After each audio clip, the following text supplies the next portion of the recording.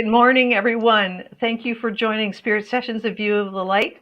You can join us live on Facebook, on our YouTube channel, Spirit Sessions, A View of the Light, or on our associate, the Breakthrough channel, the Breakthrough Show channel, YouTube channel, or later on you can join us on veryparanormal.com from the UK or our podcast. So there's so many ways you can get in touch with all this wonderful energy that we're going to bring you today, because I can already feel us amping up because we have one of our favorite returning guests who every time we go into Mercury retrograde, I think we need to have Sifu Boggie on, and that could explain your problems today.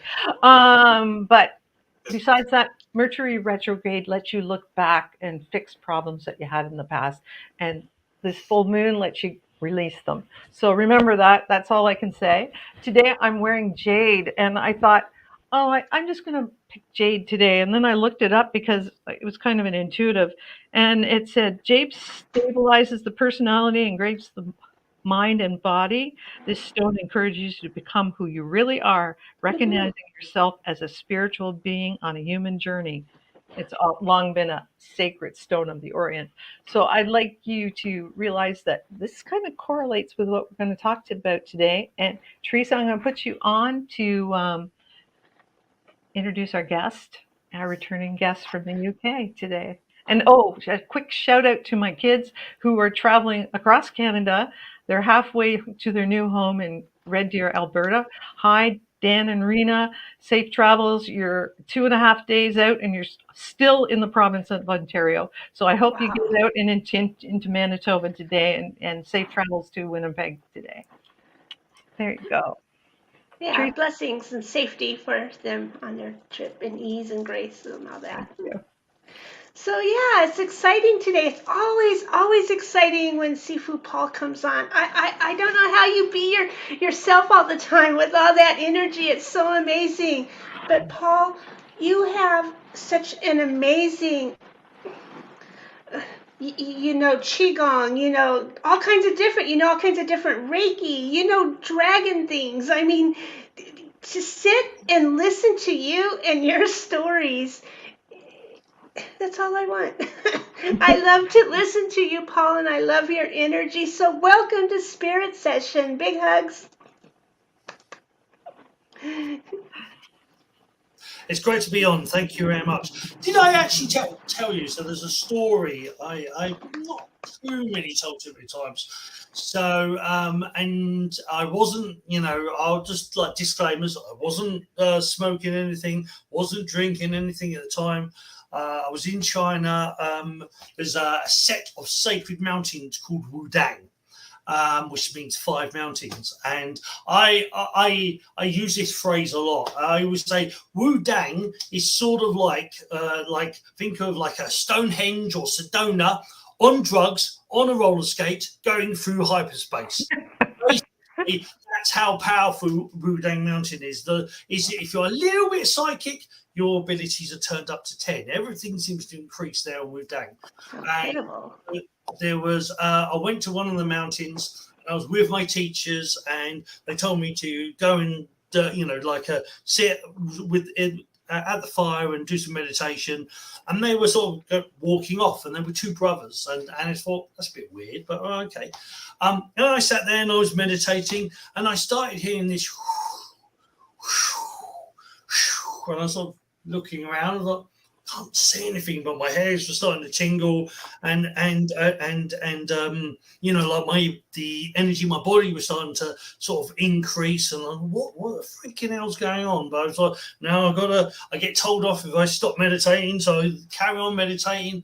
And then I heard this, like the whooshing felt like it was going all the way around me, and then there was this breeze going past, and then I finally thought, I've got to look, and I look, and round me was this body, this huge body, like pretty much like a snake, but not a snake because it had fur, and it all the way round, and then this huge head, like a dragon style head, just lowered down, looked at me, and went, and I went, whoa, and then looked at everything, and there was totally nothing there. I thought, I must have dreamt it. But when I looked down, there was markings on the floor. there was something had gone around the floor, and there was like in bed, and I was like sort of like there for 5 minutes, and going, what the frick has just happened? And then my Sifus came back and said, oh, it finally came then.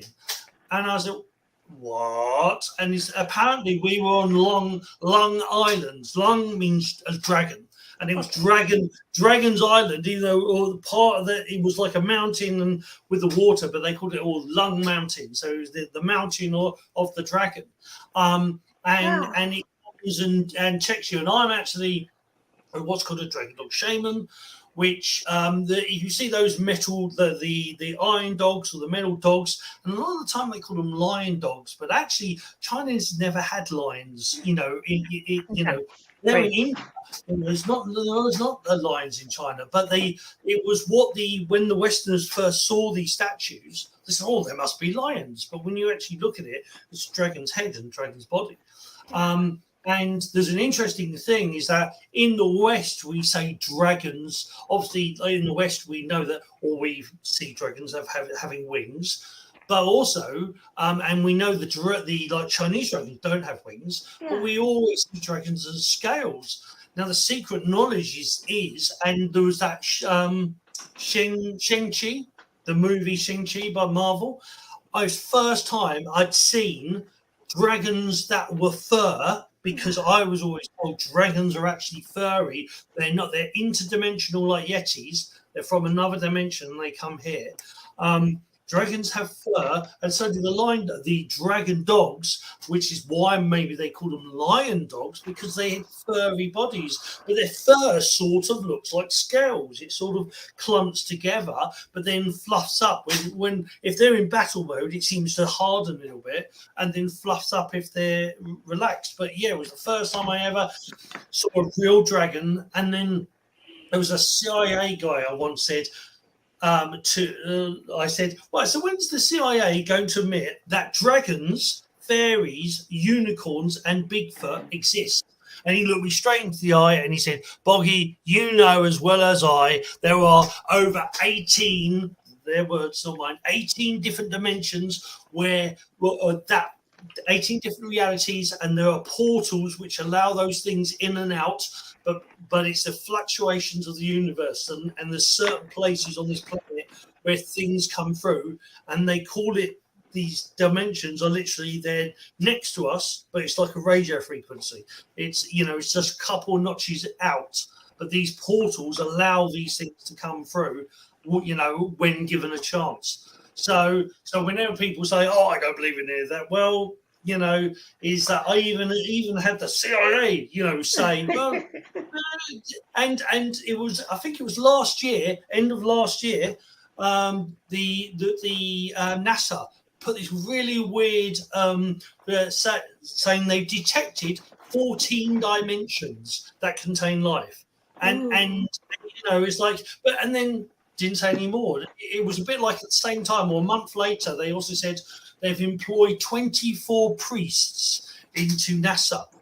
Why would you need a Christian priest in NASA unless you're at some point going to reveal something that may seem shocking to especially Christians? Who knows? It's like when people sneeze and say a different word at the same time, right? I think that's what they're doing. That way you just said what we told you. No, you didn't. Yes, we did. Remember, here, look, you can hear it. Well. Yeah. That island, I want to go there. What's it going to take? I want to go and experience that. Well, maybe. I mean, at the moment. So at the moment, I'm actually on week 2 of I moved up. So Lincolnshire. So if you look at England, the UK, it's sort of like a boot. I used to live at the bottom of the boot in Worthing, and now I'm halfway up the ankle. I'm now in Lincolnshire, which is what they call like sort of Midlands but Northish. For people in London, it's up north, but it's down. It's actually on the east side. So I'm a little bit further inland again, because I used to live in London, and then a year ago I moved to the coast to Worthing, and I absolutely that year I did love that year of like being only 20 minutes away from the sea, and that was awesome. But here, there's great energy. Yep. So great that he just. We're 20 miles, 20 miles, and the beaches this side, where we are on this side of the UK, are actually sandy. Where I was, it was all stones because you're only 100 So miles. how far are you from the beach now? You said 20 minutes? About 20 miles, half an hour drive, 20 miles. I have to drive like 2 hours to get to the beach, so I'm not going to whine. I used to be in England. You're no more than 74 miles away from any part of the sea, because we are an island. It's not a big island, but we are an island. And I used to be the furthest point. I used to be at the furthest point. I was 74 miles away from the ocean, and then lived at the ocean for a year. And now, so I'm a little bit in, but it's still not too bad. But here, there's 9 acres of land. 3 acres. We've at the beginning of the year, there was over 1,000 trees planted. So we've got a big long driveway, and on the right hand side as you drive in, that land. In the next 5 years, it'll all be trees. And the name of the farm, this used to be a farm, it's called Set Copse, and Set Copse is like the name of a woods. It's small woods. So in another, like say 5 to 10 years, or there'll be our own created woods there. And then also partner with some of the trees in the back side. So where the six acres here, and she's actually planted in tree form. She planted the flower life, and I think she's done a Merkaba as well. So she's done sacred trees. So in a few years again, that's going to grow up. And as there used to be a farm, and the cow sheds are now Airbnb. So we've got like an Airbnb here. We got a barn that holds seated 120 people, 150 people standing. So at the moment, she does weddings. She does a bit of camping. Michael's side, what I call Michael's side. Michael's side, we're going to do glamping next year. So we're going to start doing posh camping, because I'm a chef. I'm a trained egg chef and baker. So we can do the glamping side. And then I've got music friends. So we're going to bring a load of music here as well. And there's a thing called steampunk, and I very much love which is sort of like part Victorian, part futuristic. We're going to bring that here to Lincolnshire as well. So that's on the sort of like the normal people side, but then hidden within that, because I've done 40 years of massage, reflexology, acupressure, TuiNa, Tit-Tar. So all of those healing techniques, they're going to be used. I've got loads of different like yoga friends and whatnot. I'll be teaching Qigong and Tai Chi. So that's going to be done here. Then also we're going to bring in we have a thing, I assume you guys do this as well in America and Canada. We do in the UK, you do like a spiritual market, mystic markets and all sorts of things, psychic fairs and stuff like that. Psychic fairs. Well, I'm going to here as well, and I've got friends. Actually, you've had them on, some of them. Anne Jersh. She's amazing. She's said okay to coming down. There's a few other different people that I'm going to come down. And Denise Chadwick doesn't live too far away from here now. A friend of mine who does light language and healing as well. So yes, so the whole idea is that this is going to become sort of like a sacred site. There's definitely a few ley lines. There's at least one ley line running through here. There's a couple of portals, and I've only been here a couple of weeks. I've already seen a UFO. So awesome. Well, that answers question 3. See, my other teacher, who's a student of mine, Sifu Boggie, says Boggie works like this. He treats you like a wall. He throws 500 things at you, and he sees what sticks. Yeah. And it's sort of how I teach. It's how I talk. I give 500 different avenues all in one. So how did you decide to come to this? You were a policeman in England. I don't know if everybody knows that. Besides the million other things you do, you were a policeman, which I can see having all those skills and being a policeman would be very helpful, because you have to. It's just you can deal with situations from every different side. I think you would be very equipped for that. But how did you decide to just sort of change that lifestyle to something that's a little more, free, easy, floaty, not quite so predictable? Well, a little bit of clarification. So, even before that, I did close protection. So I've always been sort of military sort of style protection, sort of security guard. I was always seen as a warrior, and you normally get like reading or people say there's a lot of warrior energy around you, a lot of protector energy. So yeah, well, it's in the family and it's in. It's what I do. But I joined 14 years ago. I joined the Met, the Metropolitan Police, as what's called, in the UK, it's called a PCSO, a Police Community Support Officer.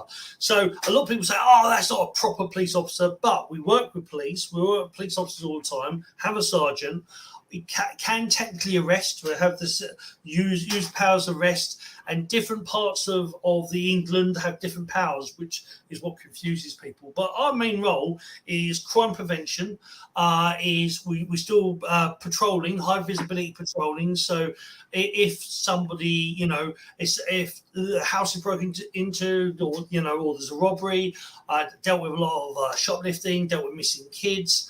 Dealt with a lot of still police style stuff. We still dealt with, and if suddenly if we walk around the corner and someone's getting attacked, I'm still expected to jump in, whatever I am, and I can detain and technically use citizens' right to arrest.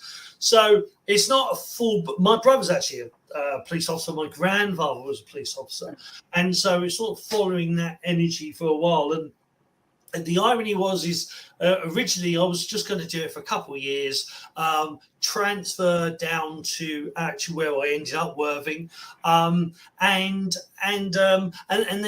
leave. Well, 14 years later, neither of that happened, and the police is a very good role. Even like a PCSO is a very, very good role, but it's very easy to get stuck in it. It's very easy to get used to the money and the way everything's set up. A lot of things are done in a certain way, and so it's very easy to get caught into that like repetition. And what happened, that it was partly like that because compared to when I was a baker and chef, when I was a baker and chef, I was doing 15 hours more a week and earning a year about 4,000, 5,000 less pounds. So probably dollars, probably $9,000 less. So it's very good money.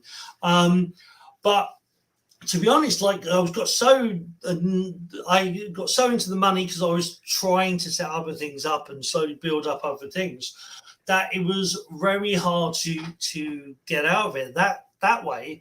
But I was finding my passions always. I love healing. I love helping people. I love teaching. I do even love cooking and baking. And I was trained apart from close protection, I'm also like a trained events organizer. I'm very good at looking at a situation, going, well, that needs doing, work that. And you girls know me, my brain works in 15 different directions all the time. So when it comes to like that sort of stuff, I was really I can't imagine you having the energy for an event planner. Sorry, just kidding. Yeah. I do. I don't really have much momentum or energy. I'm more like freaking Jigger. It's baby, yeah. So yes, I've always been. Well, it's one of those things. Actually, ironically, like people say, "How can you be a police officer? You're on drugs all the time." No, you just think I am. This is all natural. That's what happens when you do Qigong. You get this flow of energy through you. Yeah. but it got to a point where I was in a, you know, for me personally, I was in a rut. You know, is that, you know, the role was a good role, but I'm not expanding, I'm not growing, I'm not doing the things I wanted to, and me, you know, when me and Els got together and we would start talking more and more, she has been looking after the weddings and events and Airbnb and camping pretty much on her own for, I think it's like at least 17 years. She's been doing it for a long time, and she's done it, and she's a freaking powerhouse, and she's awesome. And but she was said, look, well, let's do it together. Let's build things together. You can build up and grow, you know, your business, and you can help me, and we can set new things up. And that's what we did. We decided a couple of months ago, we sort of going, are we going to do this, you know, and then it was, we sort of talked about it more and more, and then it was, a month ago, I gave him my notice, and they were all shocked because me being, you guys see Crazy Wild Wacky Sifu Boggie, in the police, Paul Brighton, though a lot of the people call me Kung Fu Panda. That was my nickname at work because they know I love food and they know I do martial arts. So they call me Kung Fu, and I freaking love Kung Fu Panda. So being called Kung Fu Panda was awesome. But they saw a more relaxed version of me, a more settled version of me, because can't be full tilt boggy when you're in uniform and when you're playing a certain role. But this is more the authentic me, you know, somewhere in between is being a bit crazy, but being allowed to, you know, do that focus and set things up and do things in a certain way. So it's all about, it's been all about allowing yourself to find that authentic role. And you know, sometimes you have to take the jump into that void. You know, I've got a couple of months of money to tide me over, but things will, you know, I will need it to get going. I will need to do things up and do the, you know, I do, you know, I'm focusing on a lot on online stuff as well. I teach online as well as teaching physical as well. So there's that balance. And then there's also, like we said, the event stuff as well, doing music events. And so I call them all muggle stuff as well. And we plan to do, like with the glamping, we do relaxation weekends. So it's like, oh, secret ninja healing stuff. You don't know I'm healing you. So and that's the great thing. I love that sort of, you know, because some people are not ready to hear about chakras and auras and all of that. But if you're doing a massage or just, you know, or I'm just you know, I'm just doing like, I'll just think of it as energy work, and they don't know what's going on, but they enjoy it, and that's sometimes the best thing is you don't. I have a feeling your energy will just call the right people to for you. Sure. And I just think that more and more people are waking up and they're seeking something more. You know, they're seeking more energy healing because they know, like, the drugs and the crappy food that we've been eating aren't fixing things. You know, they're not fixing things, and stuff's coming up, and we're an aging population. Sorry.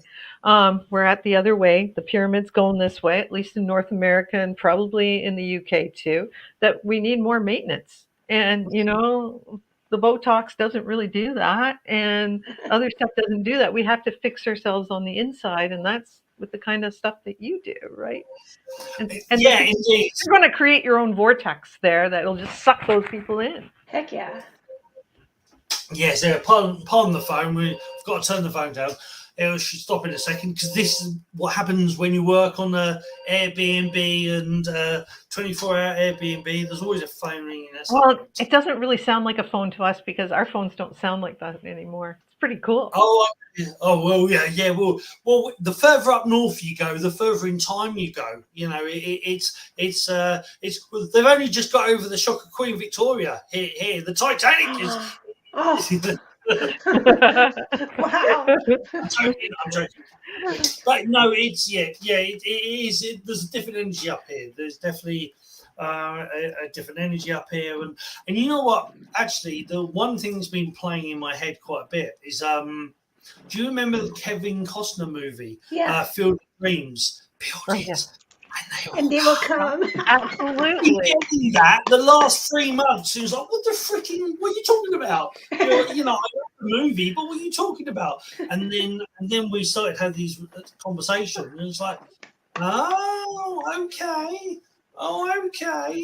And it's going. I mean, there is the cabin that was built in the fields back in 2020, and her son, not very muggled, not into spiritual stuff at all, but he wanted to build a cabin, and he thought right in the centre of the field is the best place to build a cabin. They built this cabin, and she said, "Oh, it's lovely, but what are we going to do with it?" And then we met and we were talking about, well, for healing, you actually need a toilet, a toilet washroom, because for the massage. Oh, brilliant! It could be a massage / yoga / Tai Chi studio, and then we started talking about eventually me building a kitchen, and with the glamping we could do that as well. And it's already got a kitchen in it, so suddenly this cabin is now like the epicenter of Shun Dao Sanctuary, which is the name of the page, which is the honor my teachers, which is Shun Dao. Shun, well, it's a bit like my surname. My surname is Brighton, which is a surname, but it's also a place. But right. Shun is thing. Shun is a surname, but it also means to flow, the flowing way. So Shun Dao is the flowing way. And so the Shun Dao family system, this will be a homage to that here, but also like sort of way tucked away in that will be the camping and glamping, and we're planning to do a mixture of the two. Because she does a lot of weddings here, they do a lot of like the old games like giant Connect 4 and giant Jenga and blow up castles, and they do that for weddings. And we say, why not use that in the glamping? They can come and we'll have a big marquee with lots of different games like old Tin Can Alley, like throw a beanbag at the tins, and more like childlike games which activate the sacred child. They don't know that, but it'll be activating their play and bring them back into the childlike stuff. And we're eventually we're even looking at maybe doing an alcohol-free event where it's just literally about activating the hypothalamus and pineal and doing it as more fun stuff, but activate, because we have drugs inside us. Your brain creates adrenaline, which totally believe we have drugs inside us. Yeah. I'm like this. But it's a great cool. So do you have dark sky there at night? Yes, yeah. That would be a great draw for people from London, because they probably haven't seen the stars if they've lived there all their lives.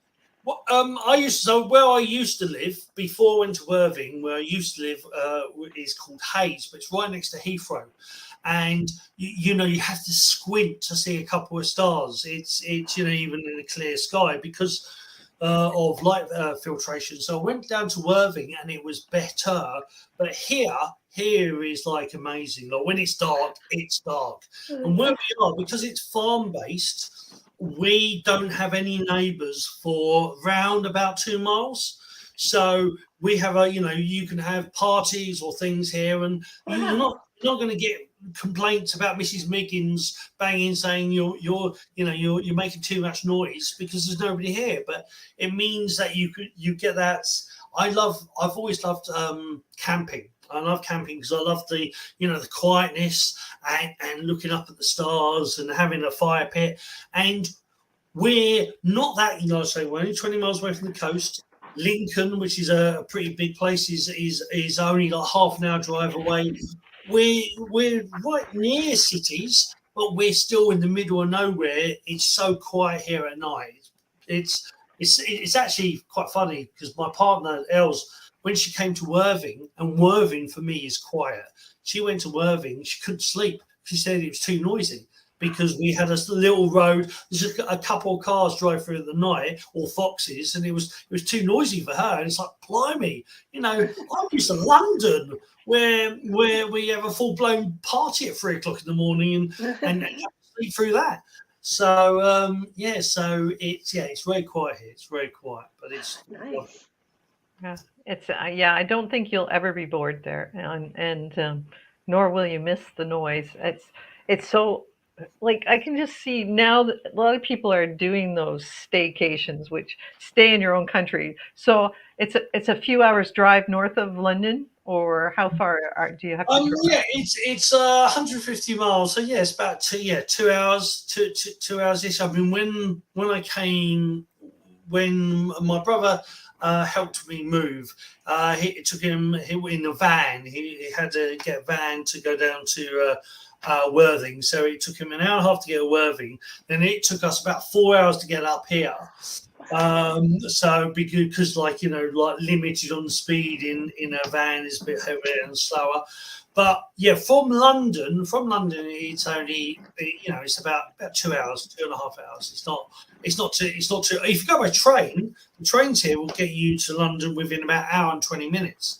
So it's really cool. You can host conferences there for other people as well as weddings and stuff like that. So those team building exercise things. Yeah, we've got a Christmas party this year. It's our first Christmas party we're doing, and where we are, you've got Lincoln. Birmingham is not too far away.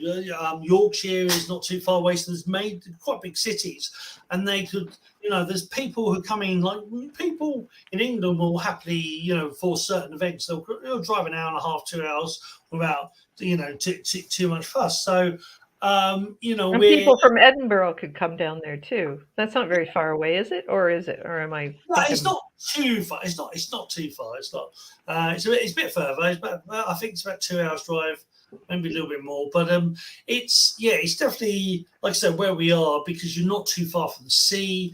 You're still in the countryside. It's lovely. If you're not, in actual fact, we had somebody saying the Airbnb yesterday for 3 nights, and they were saying like they're in the countryside, but they're saying, but it's so quiet here. They think they're in the, they thought they were in the countryside and come here, but like I say, just where we are, it's farmland all around.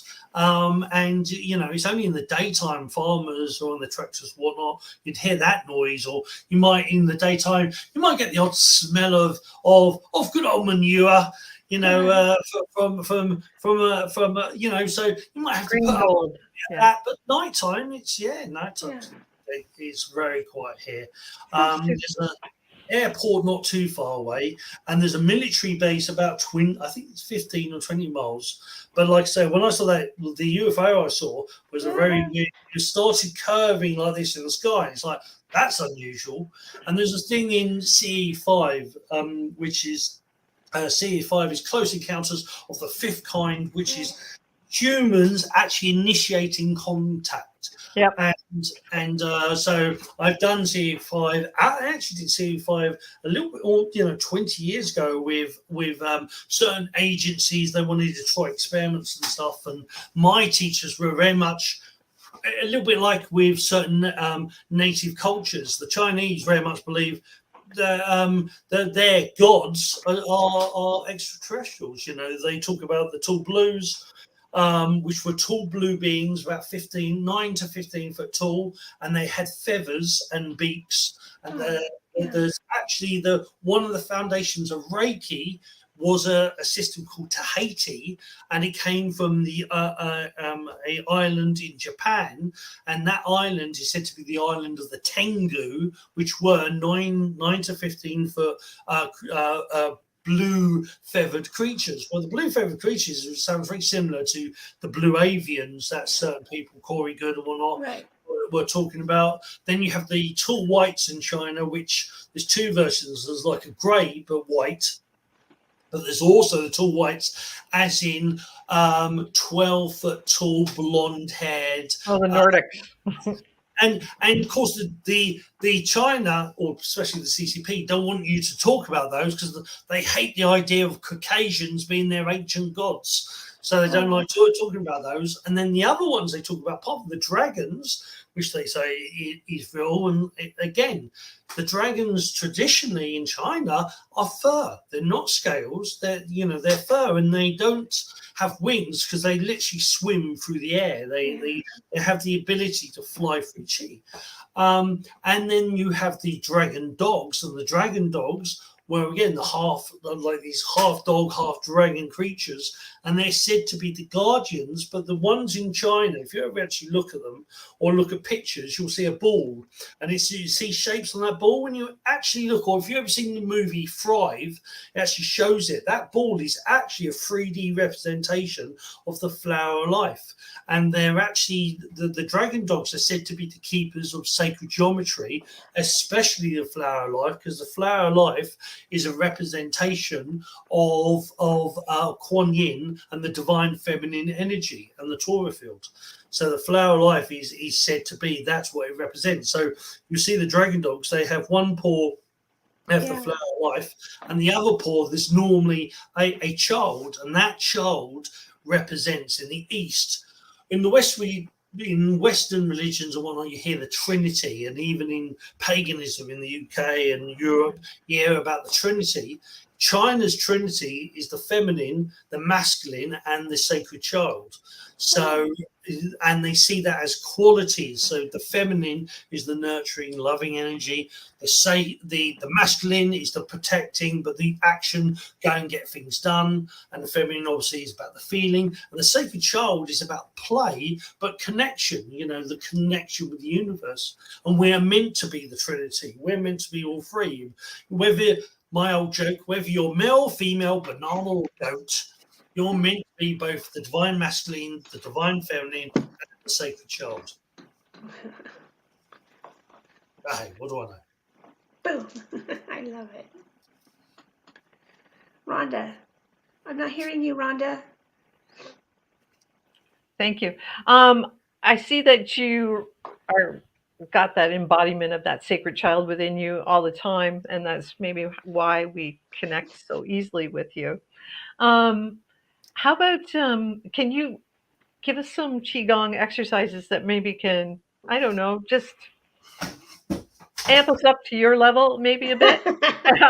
But you have to describe it, because remember, you're going to be on a podcast too, so you'll have to do a description as well as your hand movements for us. Well, I think like I say, or to amp people's energy up, probably a good one is it's a little less qigong. Well, it is still so qigong means energy exercise or breath work, because Chinese words tend to mean more than one thing.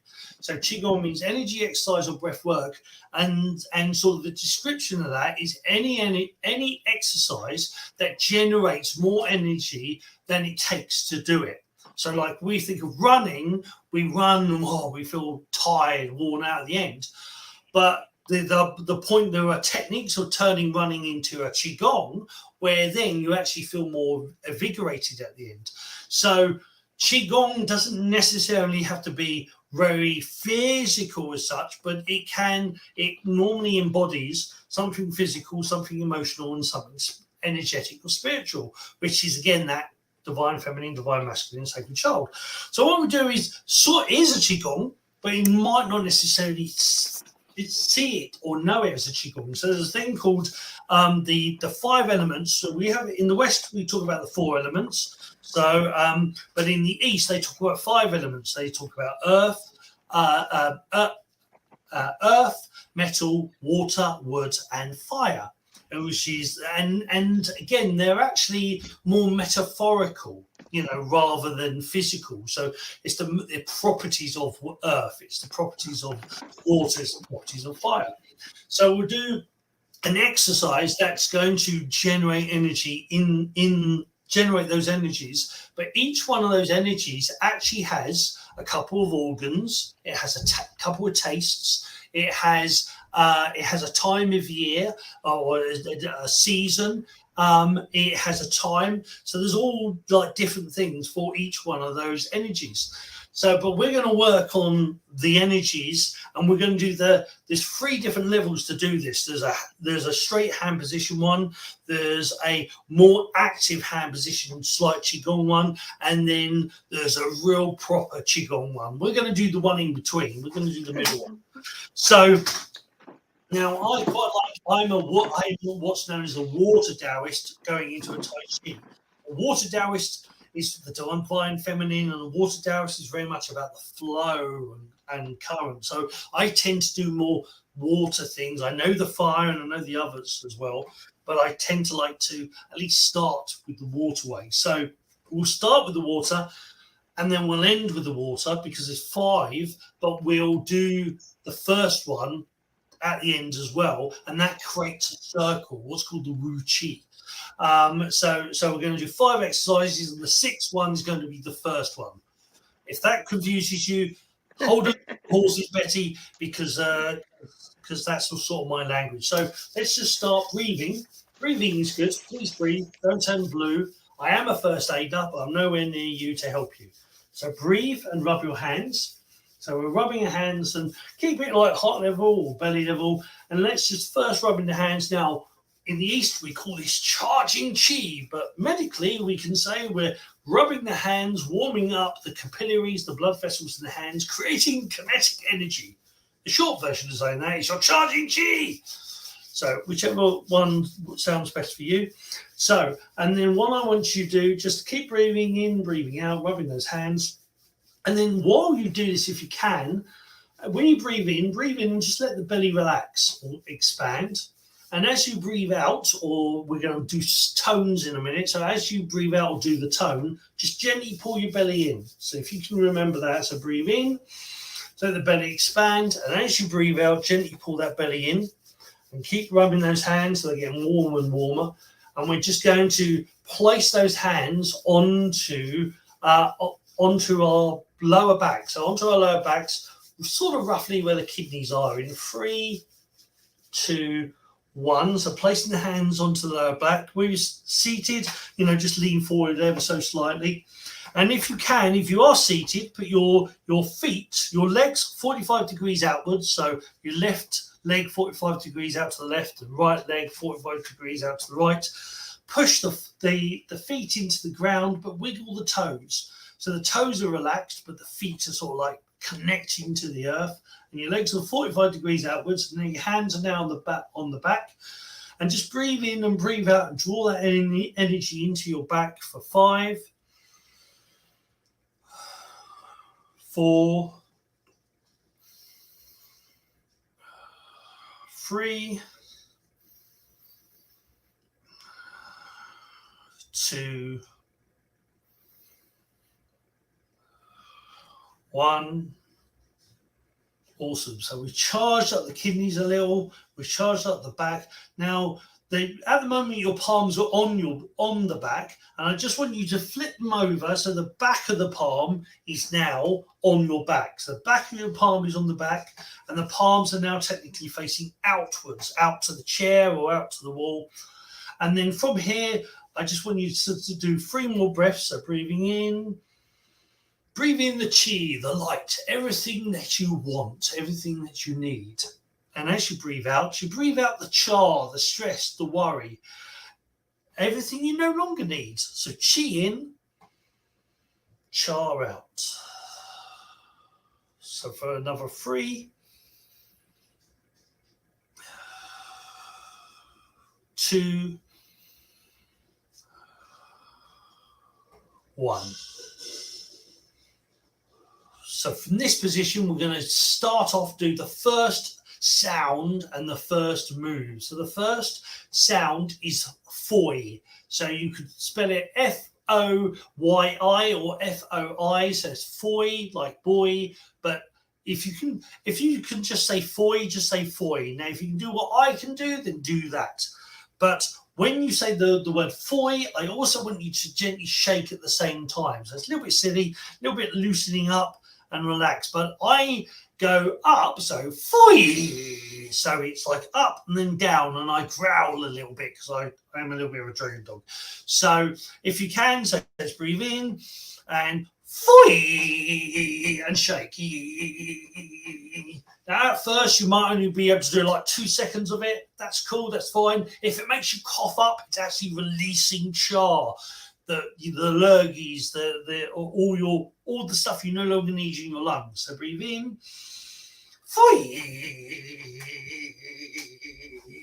2, 3. Let's do 5. Each one we do 5. So 4, and 5.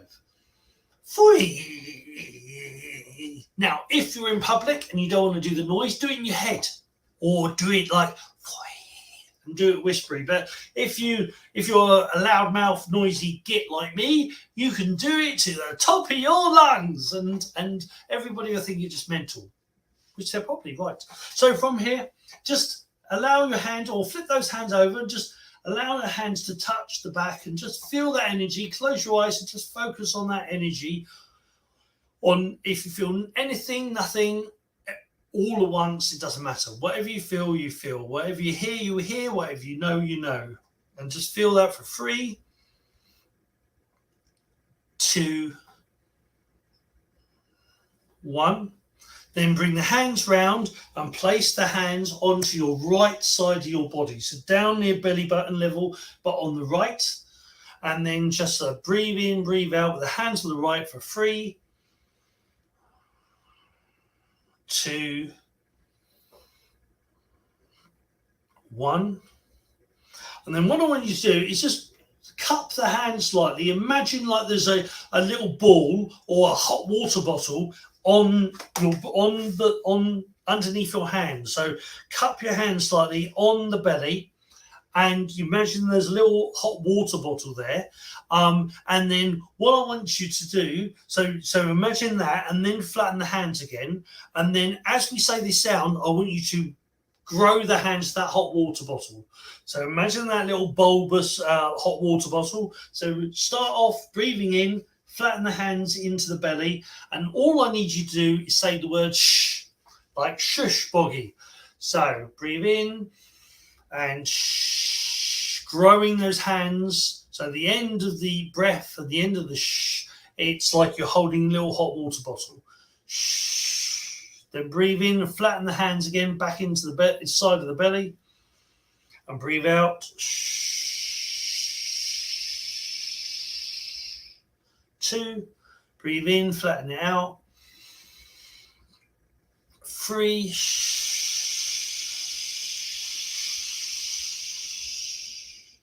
Flatten it out. Again, if you need to, say it in your head. Make the sound in your head. 4.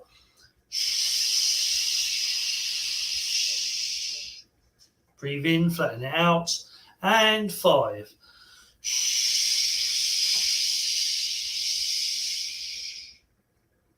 And flatten it out. And just allow yourself to feel what you feel, see what you see, hear what you hear, know what you know.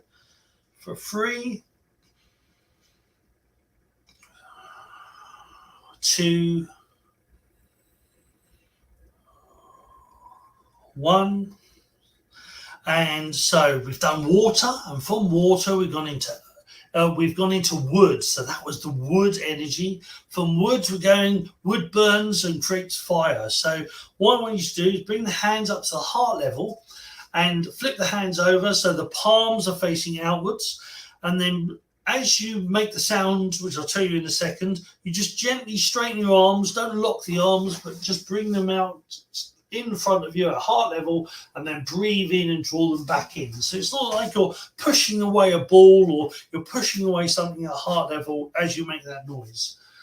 So breathing in, and we're just going to say the word ha, like ha, ha, ha, you're funny. So breathe in and ha.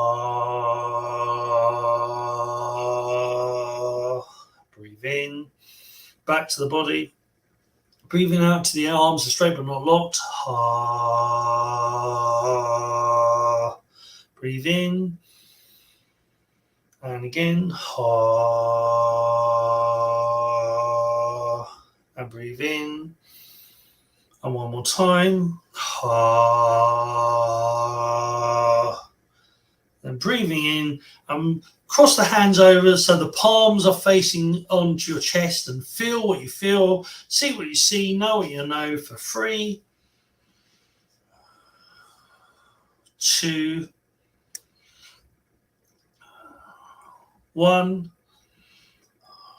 and then let the hands go, and then bring them down to the left side of the belly, so belly button level, but now on the left side, and bring the hands there. And we're sort of going to do the opposite. So with the hands on the left side, firstly bulge the hands so you create that little bubble, that little hot water bowl, that little balloon, and then when we make the sound, we're going to push that into our belly. So you flatten the hands as we make the sound, and as you breathe in, you go back to the bubble again. So it's the opposite way round. So breathing for 3, 2, 1. So create that little bubble on the left side of your belly, and then the sound is ooh, like ooh Betty or ooh Typhoon. So breathing in and then breathing out, ooh, flattening the hands and gently pushing into the side of the belly. So breathing in, create the bulb again. Ooh. Breathing in, create the bulb, and flattening out. Ooh. One more time, breathing in, and ooh. And then just let yourself listen, breathe in, feel what you feel, see what you see, know what you know for 3, 2, 1. And then wiggle the fingers, let go of the hands, and imagine creating 2 little beaks, like if you had little puppets, creating 2 little beaks. And this time on the top of your chest, sort of just above your chest, right near like the top of the ribs. And what I want you to do is to, in a second, as we go to make the noise, we're gently going to tap the chest. Don't stick a hole for your chest. Don't knock yourself out, but you're just going to gently tap once on the chest, and then open up the hands as you breathe in, create the beak, and when you make the noise again, you tap on the chest. So and the noise is like SSSSS, like a snake, or like piercing the lungs and releasing the char. So, a couple more breaths though. First, touching the chest. 3, 2, 1. Then bring the hands out in front. Breathe in, create the beak. As you go to breathe out, tap the chest.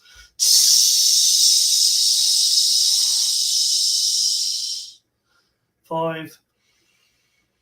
Beak and tap. 4. Beak and tap. That was 3. Beak and tap. 2. And last one.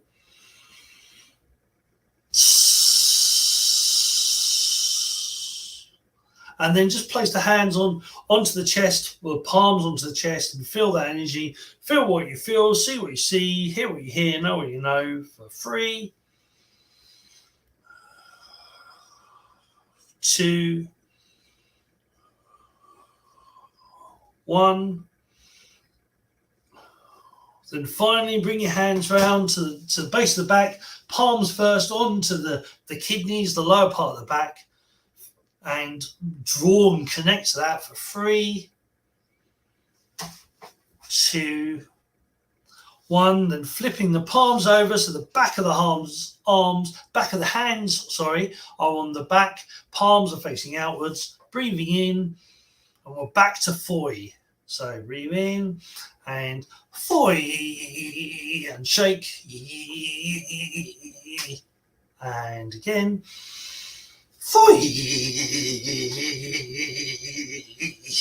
3 more. 4 2 3 and last one. 3. Flipping the hands back over, feel that energy, feel what you feel, see what you see, know what you know. For 3 2 1, and finally drawing the hands and place your hands onto your lap of your legs and just allow yourself to fidget or wiggle your shoulders, wiggle the legs, and I'll just repeat those sounds one more time and tell you what they're for. So Foi is the water, and for organs it's your kidneys and bladder. So Foi. Then wood. So from water we go to wood. Wood is sh, and wood is liver and gallbladder. So that's the organs that it stimulates. From wood we burn and we create fire. Fire is heart and small intestines. So ha. From fire we go to earth. So earth is stomach and spleen and pancreas. So an earth is ooh. Then from earth we go, it gets contracted and condensed and turns into metal, and metal is lungs and large intestines and is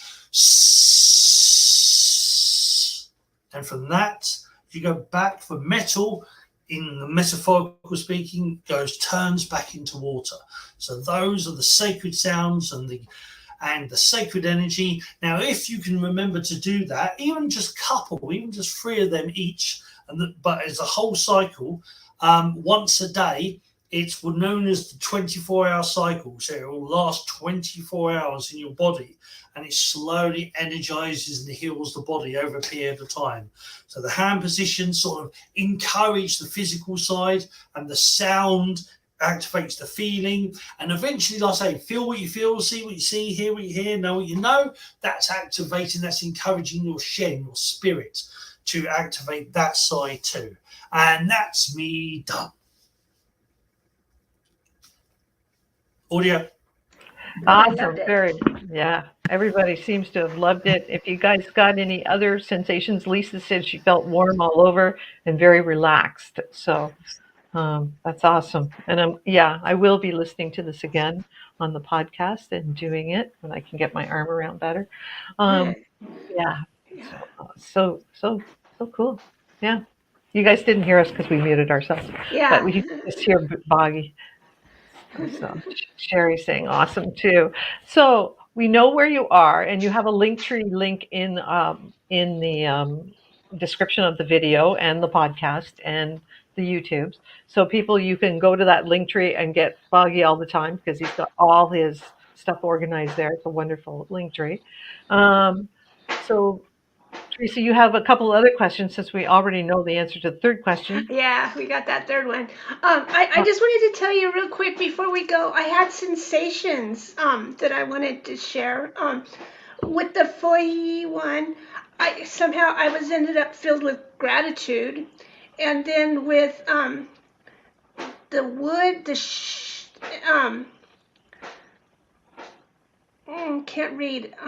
I can't read my note there on that one, so we'll skip that one. Wood is sh, so like shush. Yeah, but I can't read what I felt. Oh, that's the one right here. I felt like green stuff was removing from me. Was what I felt. Okay, so that I didn't write off. The next one, the ha. I felt my heart full of doves and pigeons. Okay, so I can't differentiate. So that was interesting. And then with the ooh, I felt sand, the clean sand. It was weird. I was feeling sand over my toes. And with the I was feeling like I was a tree with my roots in a creek, and the water is nice and cold, refreshing me. So that's what I went through. Awesome, Teresa. We never know what to say about me. But anyway, we got our questions that are exciting, and you answered the third one with your experience of the seeing the UFO out there. And so, yes, this is our soft disclosure happening. So thank you for sharing that. But Paul, what is the song, the theme song going through your head right now these days? What song, what is it, punk? I mean, your steampunk something or what? What do you got? Well, it depends. I mean, well, there's technically, there's actually, I think I've mentioned this on the show before, but there's actually a song called Swimming Sky Dragon by Sprig and Mist. And that was actually inspired by Qigong and DragonDog Shaman Reiki. And so because he was a student at the time, but he's a magician, Sifu Boggie.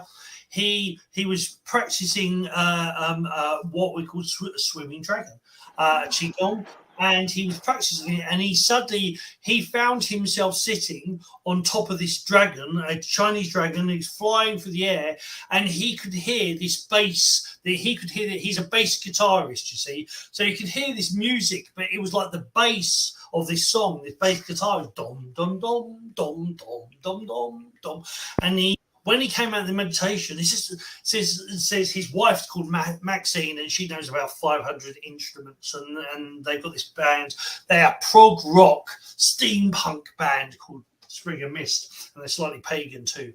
And she they did this song. They all came together and they created. So the song "Swimming Sky Dragon" is actually the ode to a Qigong and to this meditational Reiki experience that Sifu Boggie experience. So that one is actually when I used to do a lot of my show, The Way of Conscious Mindfulness, on the computer. I used to have the intro, and the intro was that. So it was the theme to that. Yeah. So probably that's real cool.